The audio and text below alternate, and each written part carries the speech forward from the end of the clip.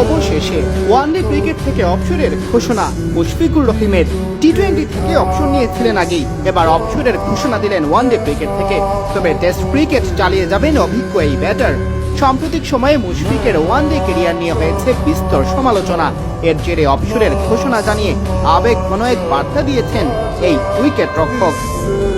Champions ট্রফির পারফরম্যান্সে ব্যাপক সমালোচনা সৃষ্টি হলে মুশফিক বাংলাদেশ দলের হয়ে সাদা বলের ক্যারিয়ারে ইতি টানার সিদ্ধান্ত নেন। 5 মার্চ রাতে ফেসবুকে দেওয়া এক পোস্টে তিনি লিখেছেন, আসসালামু আলাইকুম ওয়া রাহমাতুল্লাহি ওয়া বারাকাতুহু। আমি আজ একদিনের আন্তর্জাতিক ক্রিকেট থেকে অবসর ঘোষণা করছি। সবকিছুর জন্য আলহামদুলিল্লাহ।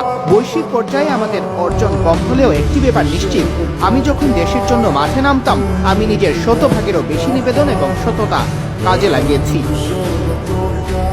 চ্যাম্পিয়ন্স ট্রফিতে মুশফিক খুব একটা ভালো করতে পারেননি। দলের ব্যর্থতার দায়বদ্ধতায় তার কাঁধে।